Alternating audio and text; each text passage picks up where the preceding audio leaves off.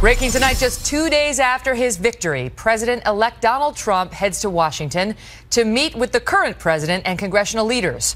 But as lawmakers work to ensure a peaceful transition, streets across America are anything but serene, as Mr. Trump's critics once again stage protests, ignoring bipartisan calls for unity, insisting Mr. Trump is not their president, and in some cases even calling for violence. Welcome to the Kelly File, everyone. I'm Megyn Kelly. We are keeping our eyes on a number of cities tonight amid calls for more protests in the wake of Mr. Trump's White House win. Just 24 hours ago on this program, we showed you massive demonstrations that were breaking out in major cities across America. People seen burning flags and Trump effigies. Folks in New York even marching to the foot of President-elect Trump's home at Trump Tower. At times, these protests got out of hand and led to arrests. One woman in California taking it a step further.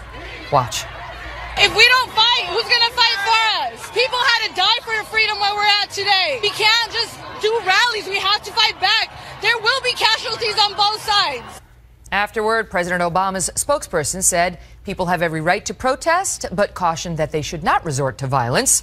Today, Donald Trump's campaign manager encouraged the president and Hillary Clinton to address the situation. We'll speak with Kellyanne Conway, who's here live, about that in a moment.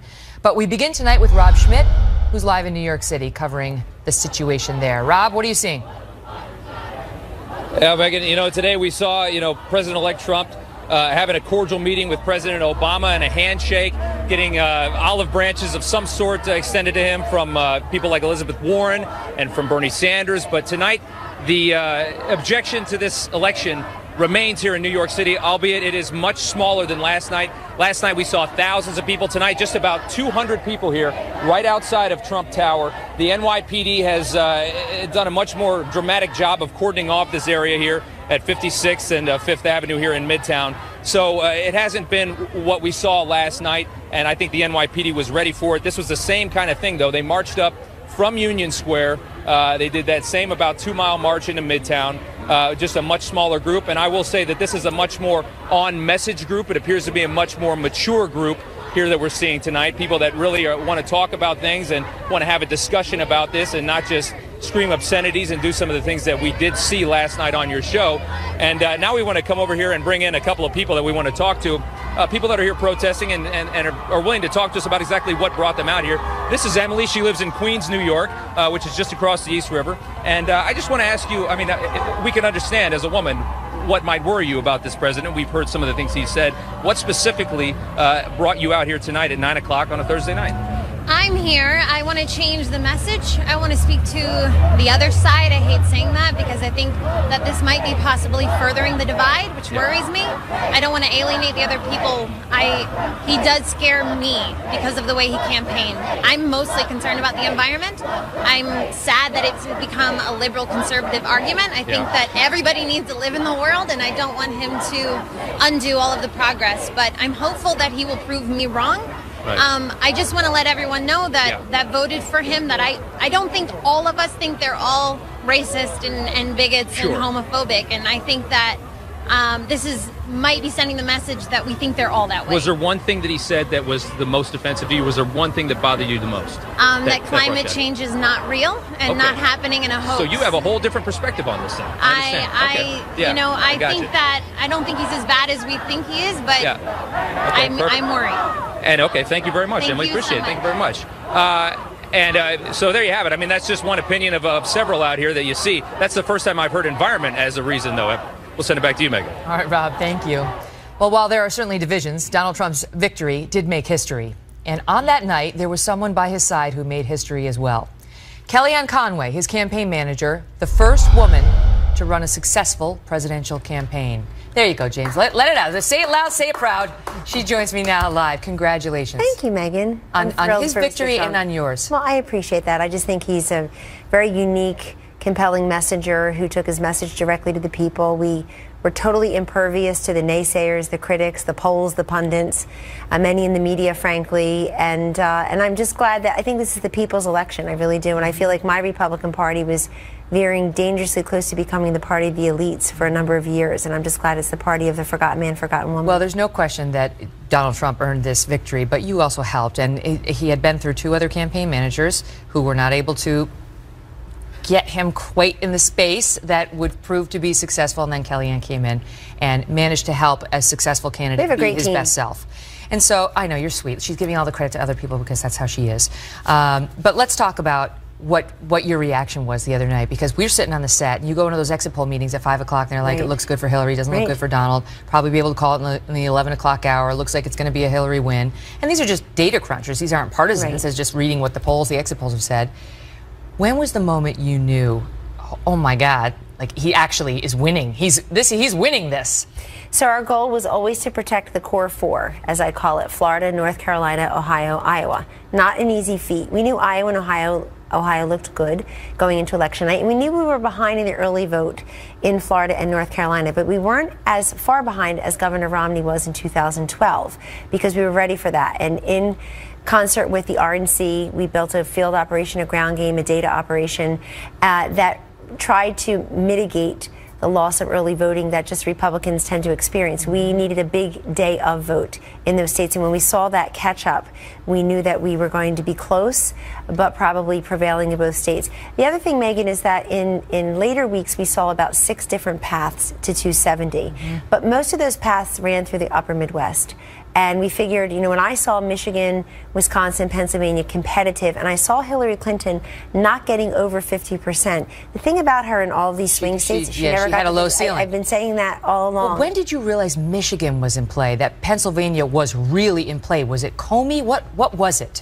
Well, our internal polls, and I know in public polls, at one point, probably 3 weeks before the election. I mean, these are states that were always attracted to the Donald Trump message of renegotiating bad trade deals, getting your jobs back from Mexico and China, creating 25 million new jobs, energy and infrastructure investments, and patriotism, frankly. Those jobs were always resting it, but he was getting crowds wherever he went, and people were saying, oh, who cares? I called them the wrist flickers. Oh, crowd size, it doesn't matter. It does matter, because they didn't matter for Romney. They didn't matter. That's why. I mean, honestly, if you look at the last election, Mitt Romney's crowd size were huge, not consistently in the way Trump's were, but, you know, and he didn't win. So that you go by history. But in the end, Trump, I mean, not only did he have the huge crowds, but they were motivated and they were mobilized. They were. They made the difference. Let me ask you about on a go-forward basis now. Everybody's wondering about the cabinet. Who's he going to use as his top advisors? You confirmed publicly that you've been offered a job in the Trump White House. Want to give us any hint or forecast what that might be? No, and it's not a specific job. I was just pushing back on a ridiculous media report that I was reluctant to go inside the administration because I wanted to run. Well, I wanted to run my own. I want to run my own business, and people just shouldn't say that without checking with the source. So Gabe Sherman reported that without even asking you whether it was true. Correct, and I just said false. Maybe the people who are the sources would like my job in the White House, but no, that's something. It's a conversation I will have with Mr. Trump when it's appropriate, and I've already told him that I'm willing to serve. What do you think it's going to look like? I mean, because the names that come to mind: Rudy Giuliani, Chris Christie, Newt Gingrich, Ben Carson, Steve Bannon, all those in the running, as far as you know?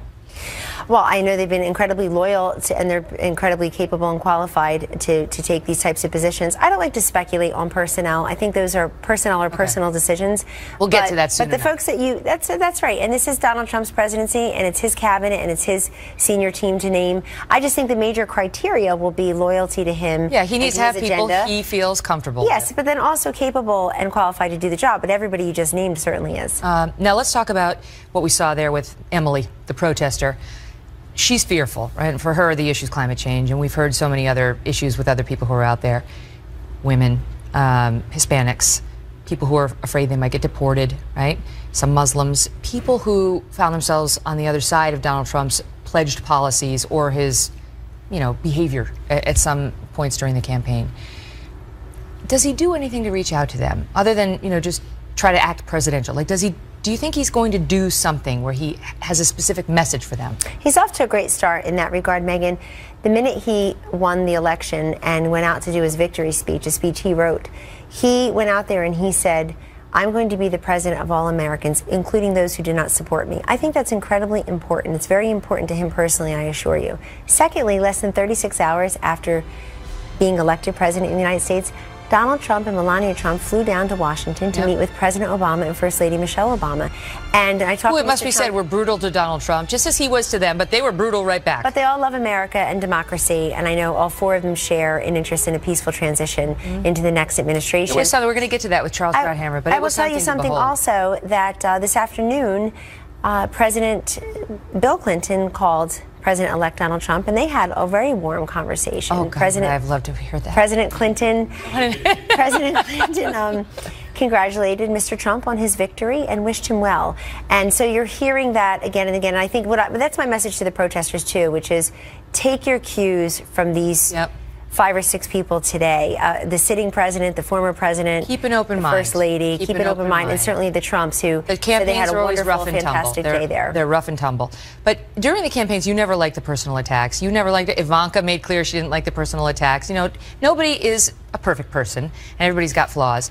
Do you think that as president, that President-elect Trump and President Trump will be able to refrain from that, from going tit for tat with anybody who attacks him and sort of going, you know, to the darkest place on Twitter or otherwise? Now, you see his focus. He has his 100-day plan out there, and that's going to be his focus. And he also has a Republican House and Senate, which means he can actually get things done. I think folks on both sides of the aisle like to hide behind divided government, Megyn. It's a great foil to fear, frankly, and a lack of will. I wasn't brave enough to get things done. Well, that's right. It's like, oh, I would have except the presence of a different party, or I would have except the Congress is in my way. Well, then, you know, here you have a complete control by the Republican Party, and the country decided that. They also decided to put Republicans in charge of 69 of our 99 state legislative chambers. No, he had coattails in many ways, and then the Republicans had a great energy. So they'll be working on that. But on this point about reaching out and talking to people and all, or just personal attacks. You know,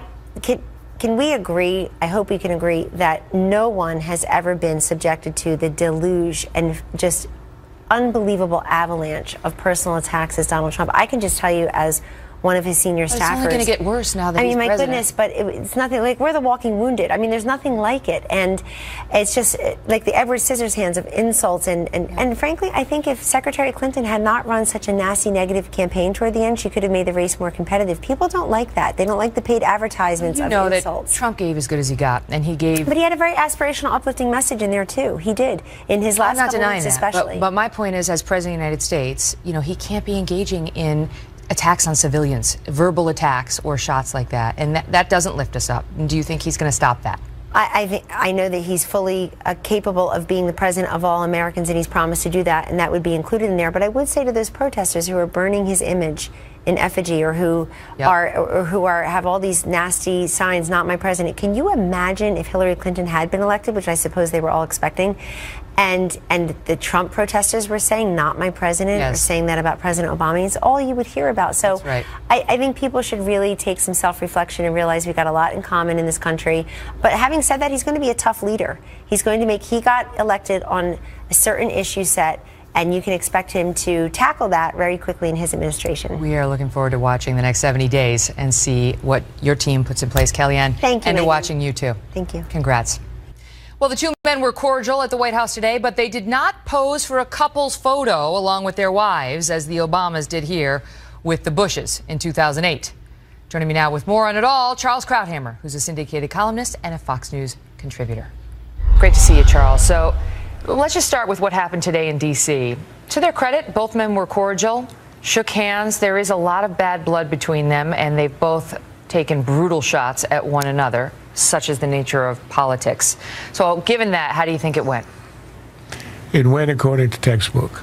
They have to be cordial. They have to make a show of amity and comedy, which they did. And the most important element of that whole day was the constant repetition of the phrase, Mr. President-elect. It is always hard to get used to saying or hearing that with any new president. I remember with Clinton, it was sort of hard to get used to it, especially with an outsider like Trump, who's never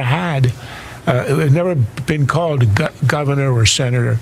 But we heard it so much today, and when it came out of the mouth of the current president, speaking with respect, all of a sudden it becomes real, and that was the most important element of today. This idea of normalizing what was shocking one and a half days ago. I remember in the broadcast on election night around 9 o'clock, Chris Wallace said, "Oh my God, we really could be seeing a President Trump." The phrase sounded very strange. It's becoming rather normal now. And so that's all part of it, because the American people need to get behind President-elect Trump and accept him as our president. And wish him well, and they may disagree with his policies, but we want our president to be successful and be safe and be confident in the job. And President Obama plays an important role in setting the tone for that. But, of course, at another level, Trump's got to figure out what's going to go on with these guys who are still going to be there when he ascends. Obama's going to go off and enjoy himself, presumably, President Obama, doing something where he's going to make some money or playing more golf, whatever. Paul Ryan's going to be there. Mitch McConnell's going to be there. And the question is whether Trump, you think, will work with them. Will President-elect Trump really work with Paul Ryan, or do you think he wants to get rid of him? Well, he may want to get rid of him, but I think he understands absolutely that the last thing he needs in a transition where he has no legislative experience and he's got a guy in the House who's ready to work with him on what they share in their agenda, which is really quite a lot. It would be nuts to try to undermine him and to create a civil war in the party right now. He has the movement. He has the party. He's the leader. He will pick and choose among the items that Ryan and the House Republicans have already prepared. They're ready to go with a very long agenda. Trump will decide what's going to be acted on at the beginning. And on that, there should be not much disagreement. Right, because while Paul Ryan may not have, Donald Trump may not have been his favorite candidate, but, you know, the odds are he's sitting there on Capitol Hill right now thinking, this is great. Suddenly I have a Republican president. We maintain control of the upper chamber. I'm Speaker of the House. Let's go for it. We can do all the things that we wanted to do and piece by piece start dismantling President Obama's legacy. Ryan was like giddy as a kid in a candy store because he's got all this stuff on a host of issues, some of which he's already gotten through the House, that died in Harry Reid's Senate or died on the veto desk of Barack Obama, that now he's got a chance to actually enact. So number one on that is repealing and replacing Obamacare. So speak to that. Speak to the legacy issue for Barack Obama now. Obama's legacy is toast. Obama's legacy is gone, which explains why he's so desperately and unusually in American history campaigned so roughly against Donald Trump. He knew that so much of his accomplishments had been built on ramming stuff through the House and the Senate with very little consensus, in fact, none on Obamacare coming from the Republicans, on executive orders that are reversible with a stroke of a pen, on regulation that is easily reversible, that it collapses if and when his successor turns out to be a Republican. And that's what happened. And I think he's going to end up as a parenthesis in American history in the sense that he thought, when he came into office, he thought he was the Ronald Reagan of the left, meaning Reagan came in, he changed the ideological trajectory of the country, he turned it into a conservative country where that was sort of the underlying consensus. Obama thought he was going to change all that and begin a liberal ascendancy the way that Reagan began a conservative ascendancy. Well, it did not turn out that way. The country rejected his policies. Remember what Obama said when he was campaigning? I'm not on the ballot, but my legacy is on the ballot. It was on the ballot, and the country has rejected it. The idea that he would be the beginner of a new liberal ascendancy is now dead, and Obama, I think, understands that very well. Yeah, I mean, he really, I don't think he believed that Donald Trump could ever become the president, ever. He said that many times he's not going to become president. And now this appearance he made on Jimmy Kimmel where you read mean tweets and you read other, like, let's just show to the audience that this is making the rounds now. As the Trump supporters feel vindicated. Here it is before I let you go. President Obama will go down as perhaps the worst president in the history of the United States! Exclamation point at real Donald Trump. At real Donald Trump. At least I will go down as a president. Oh. That's why there weren't that many smiles in the Oval Office today, and I think that's why. You also did not see a portrait of the two couples. But again, that doesn't matter how you feel. They went through the motions, and that's what we needed. And this is all in the name of transition of power and legitimacy. That's right. Something we have done very well, except for a little problem with the Civil War, but otherwise we did it very well. There's something beautiful about it, though. There is. Just seeing people so ideologically opposed and who have fought such a brutal fight, just sit down together, shake hands, and say to the nation, we'll be just fine. Charles, great to see you. My pleasure. Still ahead. Barack Obama was accused of running an imperial presidency by some, executive orders, bypassing the Congress, saying, hey, elections have consequences. They do indeed. So what are the consequences of Tuesday night's election for Mr. Obama's executive orders? Mark Thiessen and Mark Hanna are here on that. Plus, now that the GOP controls the White House and Congress, Obamacare will almost certainly be repealed and replaced. What does Dr. Ezekiel Emanuel, the law's chief architect, have to say about that? He's here live. Don't go away. We can replace Obamacare and save health care for every family.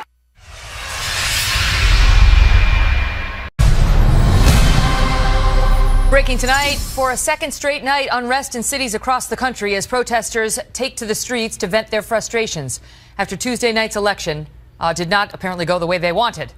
President-elect Trump taking notice and taking to Twitter minutes ago, tweeting this out in response. Just had a very open and successful presidential election. Now professional protesters incited by the media are protesting. Very unfair, with his signature exclamation point. So they have returned the Twitter account to President-elect Trump, and we shall see how he chooses to use it over the next 4 years and 70 days. Also tonight, during his nearly 8 years in office to date, President Obama's willingness to use his pen and his phone has resulted in thousands of regulations, costing hundreds of millions of dollars. One of President-elect Donald Trump's major campaign promises was to undo many of those just as soon as he took office. So which of these policies could soon find themselves on the chopping block? Shannon Bream has more from Washington. Shannon? He promised to use his pen and phone to go around Congress more than 2 years ago. And President Obama has done plenty to make good on that pledge ever since. President-elect Donald Trump says on day one, he'll start tossing out scores of executive orders and rolling back what he says has been an abusive overreach. The Supreme Court, in fact, unanimously struck down the president's decision to stack the National Labor Relations Board, saying he exceeded his constitutional boundaries. Another one of the areas in which the administration has exerted substantial control is through Title IX, which bans sex discrimination in education, and that can be defined to include sex assaults. If a school doesn't comply as the administration sees fit, it risks losing millions in federal funding and can even be ordered to pay out damages. That's been a real issue for young men who say they've been falsely accused and face severe disciplinary action, even expulsion without due process. Much of the trouble apparently stems back to a 2011 letter of guidance from the Department of Education, which actually counseled some schools to lower the standard of proof they should accept before meting out punishment. Experts call items like those letters dark regulatory matter, which provide for severe penalties without ever going through Congress, and predict the Trump administration will tackle it head on. The Obama legacy depended on a Hillary Clinton victory, and he didn't get that. So a lot of the things that Obama did are going away. Obamacare is going away. The Keystone Pipeline is coming back in. You can practically put together a New Year's list of these things. There will be plenty to wade through, given that the Obama administration has set numerous yearly records for the amount of rules and regulations added to the Federal Register. Megyn? Shannon Bream, thank you. Joining me now, Mark Thiessen, former chief speechwriter for President George W. Bush, and Mark Hanna, who was a campaign aide for the Obama and Kerry presidential campaigns, and is author of the book, The Best Worst President, What the Right Gets Wrong About Barack Obama. Great to see you both. Thanks, Megyn. Great to see you, Megyn. Mark Thiessen, let me start with you. The danger in enacting policy with your pen and your phone is the next president has a pen and a phone too. And if you don't have bipartisan consensus and the support of your rivals on Capitol Hill, they're going to undo it all just as soon as you're booted out of office. No, that's exactly right. And look, I was in the Bush administration during the transition to President Obama, and he did the exact same thing. I mean, President Obama, when he came into office, one of the first things he did was repeal Bush's order banning federal funding for embryonic stem cell research, overturn the Mexico City policy, overturn his interrogation policy by executive order. So President Obama has done this as well when he first came into office. But the difference is that President Obama has been almost unprecedented in the executive actions he took. When he lost control of Congress, he said he was going to impose his agenda with his pen and his phone. And so when he couldn't pass the DREAM Act, which was giving amnesty to certain groups of illegal aliens, he imposed it by executive order. When he couldn't pass cap and trade, he imposed it by executive order. Same thing when it came to gun control, financial regulation, healthcare, transgender bathrooms, imposed by executive order. And so when you rule by executive fiat, you can't be surprised when the new executive comes in and undoes your fiat. And that's what Barack Obama is facing Mark now. Hanna, this is not just a question of, what will the new Republican-controlled Congress and Republican-controlled White House push through as legislation that, President Trump would sign into law. This is about undoing Barack Obama's legacy, because so much of what he did on his own. Right, and he did through this executive order, which Republicans were quick to criticize him about. It'll be interesting to see whether those same Republicans criticize President Trump just for undoing it. How is it hypocritical for them to just undo the thing they criticized? Look, what's going to happen when, and I want to start off by congratulating, I mean this sincerely, the people out there who supported President Trump. This is a historic election. I'm not going to, stoop to trying to delegitimize a man who is elected, a newly elected American president. Not to mention the fact that that man came to political prominence by trying to delegitimize another American president, President Obama, with this birther nonsense. So the American people, the majority of the American people voted for Hillary Clinton, but the majority of the majority of electoral votes are going to Trump, and he has a mandate. It's a thin mandate, but he has a mandate to make executive orders, and he's going to. I'm fearful. I just saw Shannon Bream's report on sexual harassment, sexual assault on college campuses. I teach at a college campus. That's a serious problem. The Obama administration has come down on universities who are permissive about this. 1 in 5 women report being sexually assaulted or almost sexually assaulted. She's not saying that President Trump is going to undo this. She's saying this is one of the controversial things, Mark Thiessen, he's criticized that. The criticism is not that young women don't deserve their day in college court. The criticism is that young men also deserve due process on campus, Mark Thiessen. No, that's exactly right. And look, and these weren't executive orders. They weren't even regulations. They were dear colleague letters. They have no force of law. They've been threatening to sue these universities if they don't do it. And the Department of Education can simply just withdraw those dear colleague letters and say never mind. What about the Department of Justice investigating 26 police departments throughout the country? Could President Trump dial that back? There's a lot of those things that he can dial back, and absolutely, and he should dial back. Some are harder. Some, when it's a regulation, it's a little bit harder because you've issued rules and regulations as a process. And this is also why it's really important for him to pick really good Supreme Court nominees, because a lot of times the Supreme Court, when they overturn a regulation, they don't only just undo the damage of an illegal executive action. Right. They actually set a precedent which will be lasting and binding on the next president. Yep. So I think it's really important to have good Supreme Court justice. Of a man who has boasted about sexual assault, though, going easy on sexual predators on campus scares the bejesus out of me. But going easy on them is in the eye of the beholder, because what the detractors say is that the young men deserve due process. Right now, they don't get a lawyer to go with them to these hearings. They're deprived of the ability to see a lot of the evidence, and so they've said, fine, we'll have a process, but the process hasn't been fair to us. That's the controversy outlined in 20 seconds. Forgive me, because we got to go. Good to see you. Double marks. Good to see you, Megyn. Well, Democrats passed Obamacare without a single Republican vote. Zeke Emanuel, chief architect of Obamacare, is here on whether that decision will come back to haunt the Democrats as President-elect Trump pledges to repeal and replace the law. That's next. Developing tonight, President-elect Donald Trump promising to repeal and replace President Obama's signature law. Back in 2010, when the law, Obamacare, was being written, Republicans asked for a seat at the table. And here is how President Obama responded to his former rival, Senator John McCain.